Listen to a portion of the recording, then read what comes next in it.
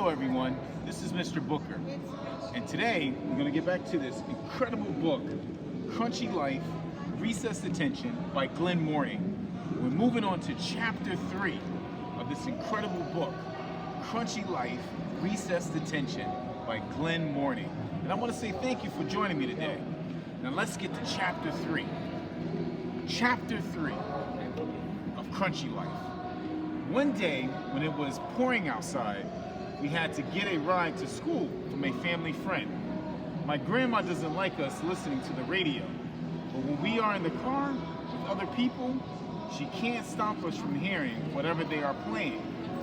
During one ride to school, our family friend was listening to the radio, as is mentioned, the details of a police shooting.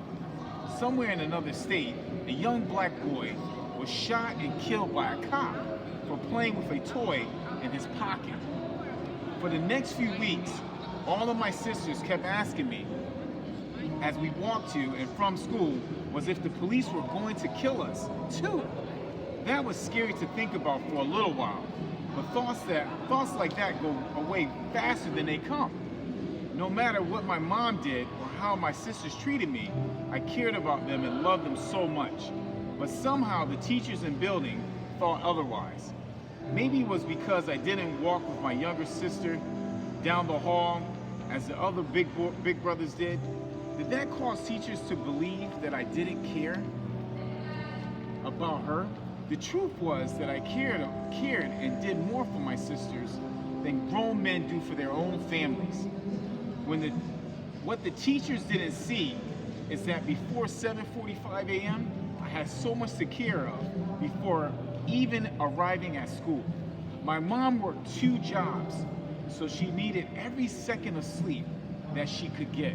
And I know maybe some of you could relate to that, when your mom working multiple jobs. So think about what Crunchy's going through at this moment. She worked as a nurse's assistant from 7 a.m. until 7 p.m. on Mondays, Tuesdays, and Wednesdays.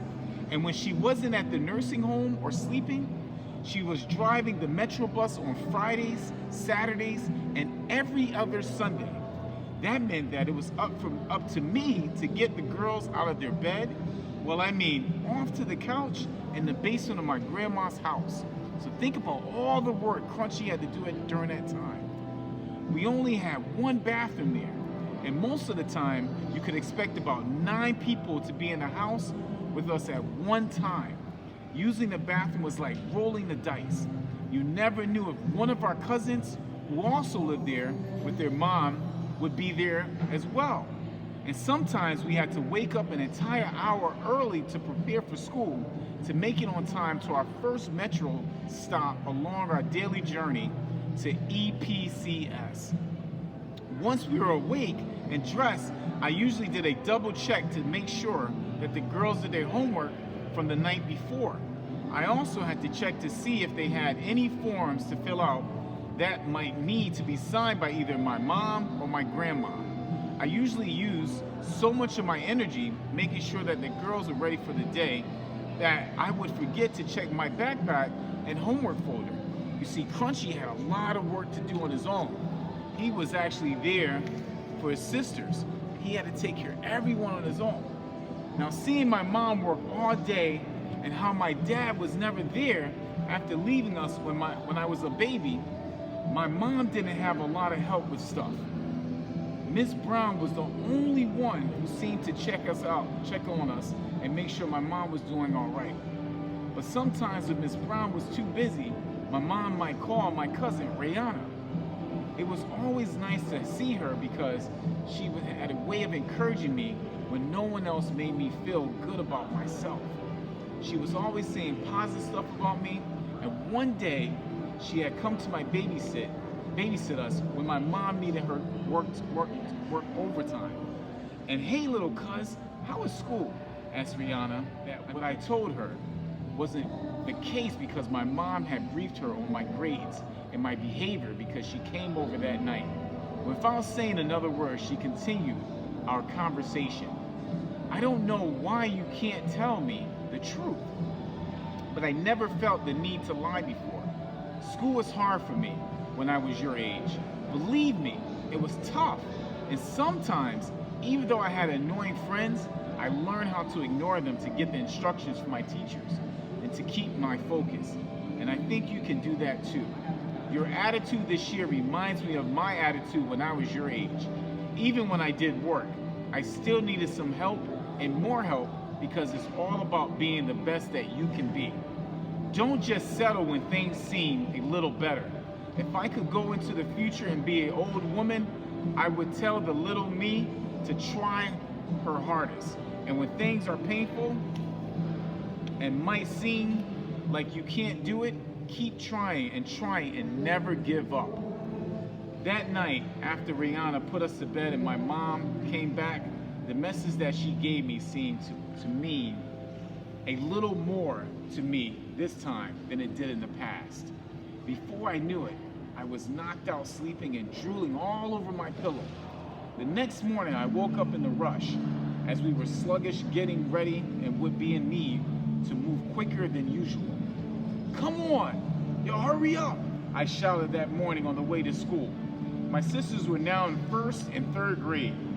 They were lucky because their classes had 2 teachers in them, unlike the younger grades, and the 4th and 5th graders only had 1 teacher in the room. I hated only having 1 lady in the room, because if you needed help, you had to wait for so long, and the kids started yelling. It took forever for everyone to be quiet again, and if someone started fighting, you could forget about learning anything at all.